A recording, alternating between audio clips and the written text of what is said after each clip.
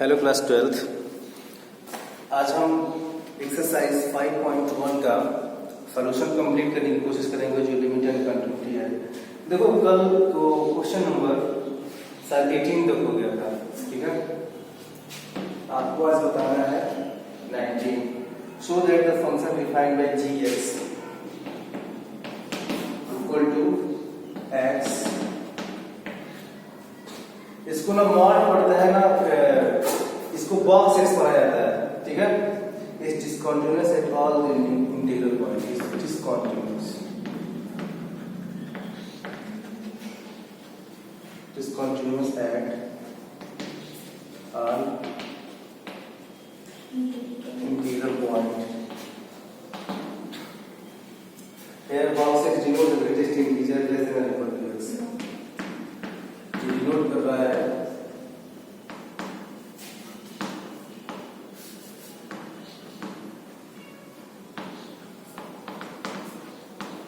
पर तुम लोग integer function greatest integer function नहीं पढ़े, और फॉलो बेटा। लेस देन और इक्वल टू x, तो greatest integer function less than और इक्वल टू x बोल रहा है। इसका मतलब ये है कि कोई नंबर अगर डेसिमल में है तो वह अपने प्रीवियस इंटीजर की तरफ टेंड करता है। जैसे अगर बात करें 2.1 की, 2.03 की, 2.05 या 2.6, तो ये टेंड करें किसकी तरफ? 2 की तरफ। आई बात समझ में? वैसे ही अगर 0.01 है, 0.06 है, तो इसके नियरेस्ट इंटीजर का जो छोटा इंटीजर है वो कौन सा होगा? 1 होगा। 1 इसमें 1.5 में मत जाओ, अपने पीछे वाले इंटीजर के पास आता है वो, ना कि आगे वाले। जो तुम लोग को ये पढ़ते थे ना 1.5 के बाद में आता तो अगला हो जाता है। 0 होगा ना, इसमें 0.1 है तो। अच्छा हाँ, ठीक ठीक, 0 1 पॉइंट समथिंग होगा तो 1 होगा, ठीक है, वेरी गुड। तो ये क्वेश्चन है आपका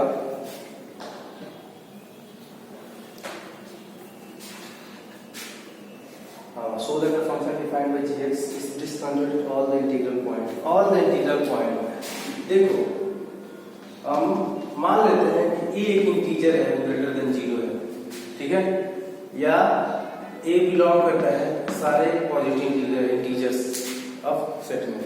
तो हम क्या करेंगे, इस पॉइंट a पे हम इस फंक्शन की कंटिन्यूटी चेक करेंगे।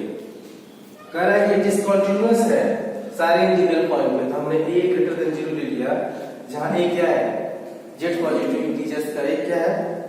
नंबर है। तो हम इस पे इसकी क्वांटिटी चेक कर देते हैं। तो ये limit x tend to a negative fx,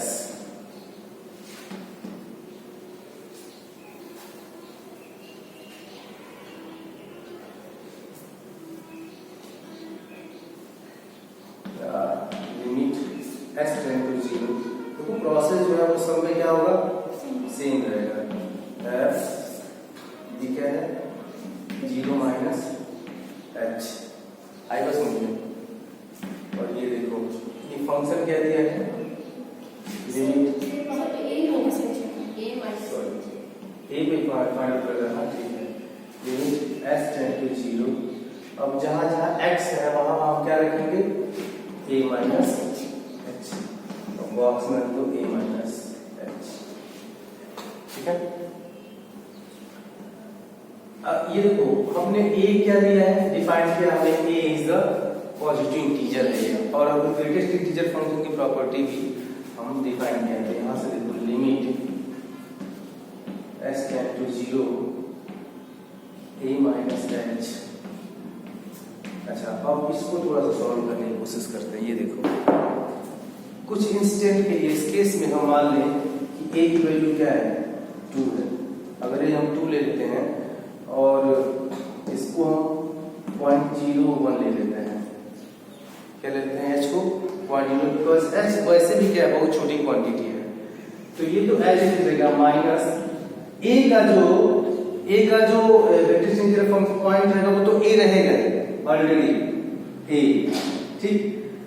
ये h है, h को हमने माना है क्या 0.1, तो 2 माइनस 0.1 ये क्या 1.9 होगा। अभी हमने बताया कि अगर डेसिमल 1 के बाद जितने भी डेसिमल नंबर आएंगे वो टेंडिंग टू 1 होंगे, यानी कि h की वैल्यू कहाँ टेंड कर रही है, अगर हम 0.1 का टेंड कर तो 1 पे टेंड कर रही है। इस केस में 2 माइनस 0.1 1.9 एंड 1.9 टेंडिंग टू 1, ये बात समझ में आ रही है। तो ये हम लिखेंगे यहाँ पे 1, ये हो गई है। अब देखो लिमिट यहाँ पुट कर दो a, limit h tend to 0 a minus h minus a plus 1 a से कैंसिल हो जाएगा, h टेंड टू 0 हो जाएगा, इसकी वैल्यू हो जाएगी 1 आ गई। इसी तरीके से हम इसकी राइट हैंड क्वांटिटी को देखते हैं,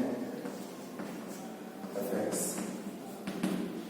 limit f tend to 0 f a plus h limit h tend to 0 a plus h। अब यहाँ देखिए, यहाँ पे क्या था a माइनस h था, तो हमने दोनों की वैल्यू को अलग अलग इंडिकेट किया था, लेकिन यहाँ पे वैल्यू क्या हो रही है, ऐड हो रही है, और ऐड होने का मतलब एक इंटीजर क्या हो रहा है, जुड़ रहा है। तो ये होगा, इसको हमने माना था क्या 2, और ये क्या था 0.1 और 2.1 टेंडिंग टू 2, यानी कि इसकी जो इस बॉक्स की a प्लस h की जो वैल्यू यहाँ पे है वो कितना टेंड कर रही है 2 की तरफ, और 2 के लिए हमारा क्या है a है, तो हम डायरेक्टली इसको लिख सकते हैं limit h tend to 0 a plus h minus a। इस टोटल की वैल्यू हमने इस ऑक्सीजन से a दे दी है। आई बात समझ में, तो ये वैल्यू क्या हो रही है यहाँ पे ऐड हो रही है, तो ये कंटेंट करेगा क्या a माइनस a कैंसिल और h टेंड टू 0 ये आएगा 0। हम क्या शो किए हैं, डिस्कंटिन्यूटी शो किए हैं। तो कोई आर्बिट्ररी इंटीग्रल पॉइंट हमने ले लिया था a, भाई अगर कंटीन्यूअस होता तो हर हाल में लेफ्ट हैंड लिमिट और राइट हैंड लिमिट क्या होता, इक्वल आती, बट यहाँ पे क्या है डिस्कंटिन्यूटी है, तो डिस्कंटिन्यूटी दिखाने के लिए कोई एक पॉइंट ले लो आर्बिट्ररी, इस पे डिस्कंटिन्यूटी दिखा दो। आई बस समझ में, मैं बार बार वही करता हूँ, वन वन और आन टू फंक्शन जब पढ़ाया करते थे तो, कि अगर कोई फंक्शन आन टू नहीं है तो सिर्फ एक ही एग्जांपल है लेके आप दिखा दो कि function is not onto in this the given function, domain range का रेंज और डोमेन का रिलेशन दिखा दो। वैसे ही इसमें भी, वैसे ही आप इसको a इज लेस देन 1 पे भी क्या कर सकते हो, डिस्कंटिन्यूटी दिखा सकते हो। अब कोई भी केस ले लो कि डिस्कंटिन्यूअस फंक्शन होगा ही होगा, क्योंकि ऑलरेडी दे रखा डिस्कंटिन्यूअस, तो हमने उसी केस में इंटीग्रल के केस में एक केस देख के उस नंबर पे हमने डिस्कंटिन्यूटी दिखा है, ठीक है।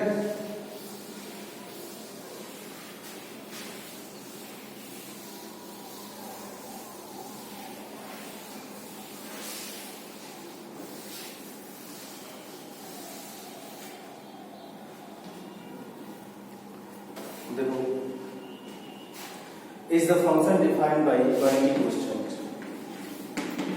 Is the function क्या है फंक्शन है fx x square plus minus sin x plus 5 is continuous at x equal to pi। Question तो आपको ये शो करना है कि कॉन्टिन्यूअस है, चेक करके नहीं करिए, लेकिन यहाँ से वैसे भी यही पता चल जाएगा कि ये कॉन्टिन्यूअस है। जब कॉन्टिन्यूअस हो जाएगा तो x इक्वल टू पाई पे कॉन्टिन्यूटी चेक करके दिखा देंगे, तो हम बस दिखा दे रहे हैं कि कॉन्टिन्यूअस है कैसे। देखिए fx ये है, इसको आप x square plus 5 minus sine x लिख सकते हैं, ठीक है। अब इस टर्म की बात करिए और इस टर्म की बात करिए, ये कौन सा है, पॉलिनोमियल फंक्शन हो गया, पॉलिनोमियल हो गया, क्वाड्रेटिक पॉलिनोमियल है। ये क्या है, पॉलिनोमियल फंक्शन, और ये क्या है, साइन फंक्शन। और अभी इसी अलजेब्रा जब हम पढ़ा रहे थे अलजेब्रा फंक्शंस का, कंपोजिशन ऑफ फंक्शन अलजेब्रा, तो साइन कॉस जितने भी हमने ट्रिग्नोमेट्रिक फंक्शन दिखाए थे, साइन का क्या होता है, ऑलरेडी ये क्या होता है, कॉन्टिन्यूअस होता है। तो ये कॉन्टिन्यूअस और ये कॉन्टिन्यूअस, तो अलजेब्रा याद आ रहा है, इसको अगर हम px मान लें और इसको कंटिन्यूअस मान ले तो दो कंटिन्यूअस फंक्शन का जो सबट्रैक्शन होता है वो भी क्या होता है, कंटिन्यूअस होता है। तो यहाँ से हमने लिखा है कंटिन्यूअस है, लेकिन आपको क्या करना है, आगे शो भी करना है, बस वही तरीका, सेम प्रोसेस एक्सटेंडेड टू। इस पे लिमिट लेके हम दिखाएंगे कि कंटिन्यूअस है। यहाँ से कंफर्म हो गया ना फंक्शन जो कंटिन्यूअस है, ठीक है, कि दो फंक्शन जो अलग अलग कंटिन्यूअस है तो उनका डिफरेंशिएशन मतलब सबट्रैक्शन भी क्या होगा, कंटिन्यूअस हो जाएगा।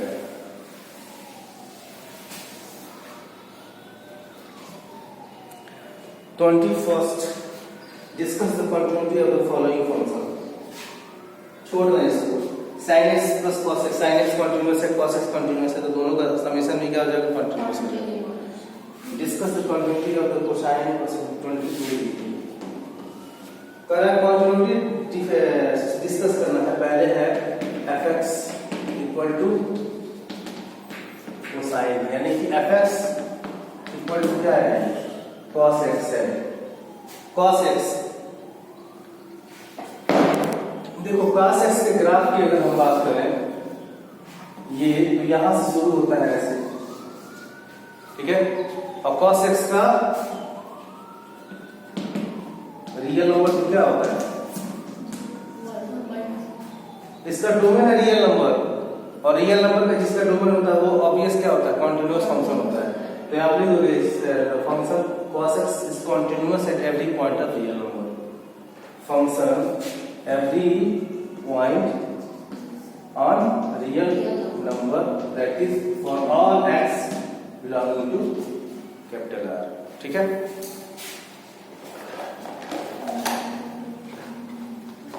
ऐसे ही सेकेंड है cosec, fx equal to cosec दिया है ना, कोसेक x, और देखो इसको लिख सकते हो तो क्या 1/sin x। तो ये कंटीन्यूअस कब होगा, जब 1/sin x 0 ना हो।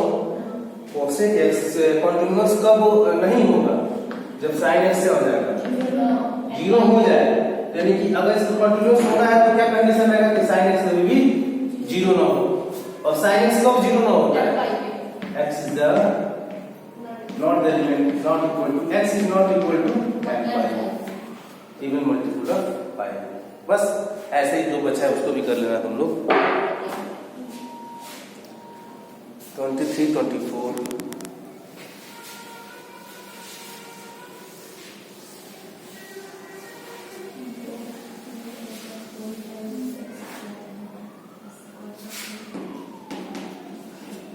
24th क्वेश्चन है, find all the point of discontinuity of f where fx equal to sin x by x if और x plus 1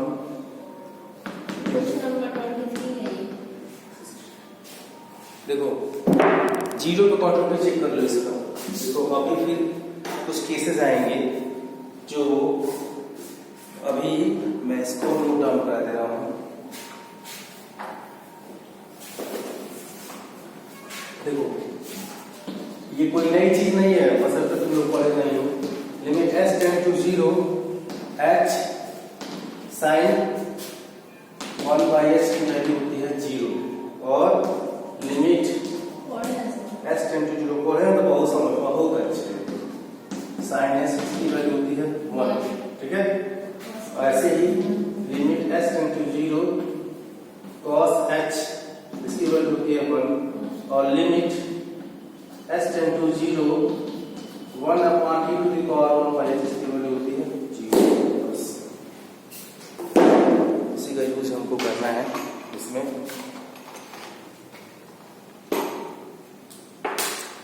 तो देखो limit x tends to 0 negative fx, ये होगा limit x tend to 0 f 0 minus h, ये limit s tend to 0 sin minus h by minus h।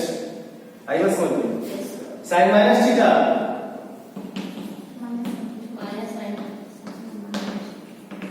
sin h by ये देखो cancel हो जाएगा, साइन एक्स बाई एक्स के साथ ये क्या आ गया 1, ठीक है।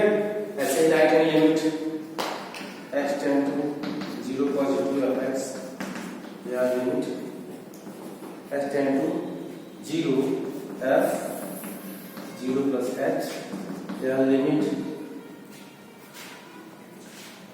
h टेंड टू 0, ये क्या है h प्लस 1, ठीक है जी। ये भी आ गया 1, h टेंड टू 0 ये होना गया, और फंक्शन की वैल्यू भी 1 ही आ जाएगी, 0 रख दोगे तो ये कंटिन्यूअस है 0 पे, ठीक है फंक्शन। ऐसे ही 24, 25 दोनों क्वेश्चन है, 26 एक जैसे हैं, 26 से 29 के बीच में, वैसे ही क्वेश्चन और मैं बता देता हूँ। ये हो गया।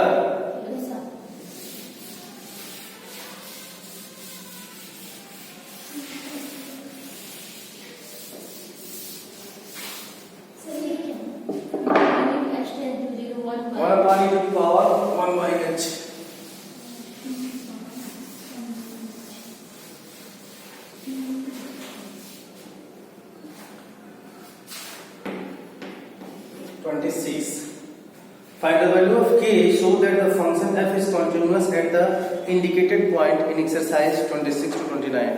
कह रहा है कि k की वैल्यू फाइंड आउट कीजिए और जो फंक्शन दिया गया है वो इंडिकेटेड पॉइंट, उसके सामने जो पॉइंट उसमें क्या है कंटिन्यूअस है, ठीक है।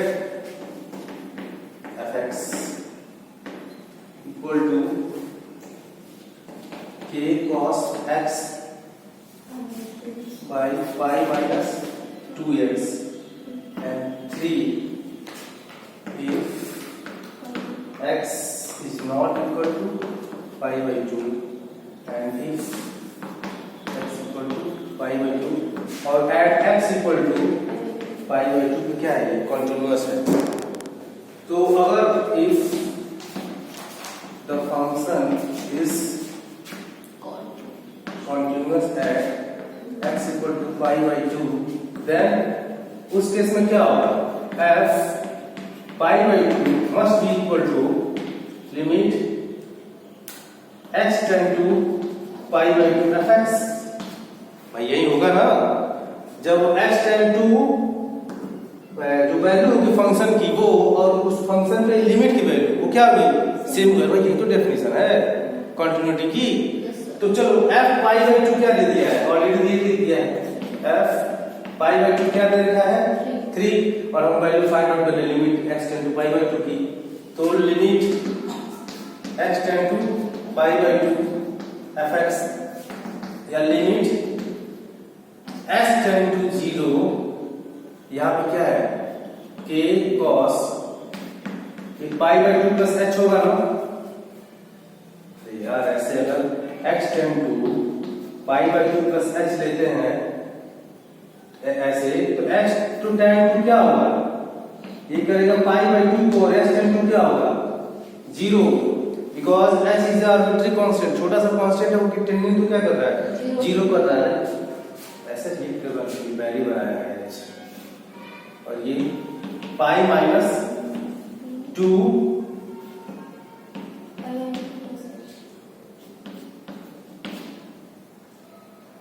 समझ में आया। लिमिट s टेंड टू 0, ये देखो k कॉमन है, इसको k बाहर कर लो, k से कोई मतलब है नहीं, k की वैल्यू फाइंड आउट करनी है भाई। और cos 90 प्लस थीटा कि माइनस 90, यस सर माइनस 90, ये पाई इसे कैंसिल होगा, पाई माइनस पाई ये कैंसिल हो जाएगा, ये बचेगा नीचे क्या 2h माइनस 2h, माइनस अंदर जाएगा, माइनस माइनस क्या जाएगा कैंसिल हो जाएगा। ये 2 को इधर कर लो, k by 2 limit s tend to 0 sin h by h, ये आता है k by 2 equal to k by 2। अब देखो ये दिया है 3 और 2 है, फिर यहां से ये कंडीशन से ये होगा ना f pi by 2 की वैल्यू क्या है 3 और लिमिट की वैल्यू में क्या दिखा दिया k by 2, k की वैल्यू 3 to 6, ये सही होगा तो प्रोसेस सही है, अदरवाइज गलत है। k की वैल्यू देखो कितना दिया है, हमने तो सही दिया है सिमिलरली 27, 28, 29, 30। ठीक है, सारे क्वेश्चन एक जैसे हैं। Please do your self. Next day differentiability. Please complete the video.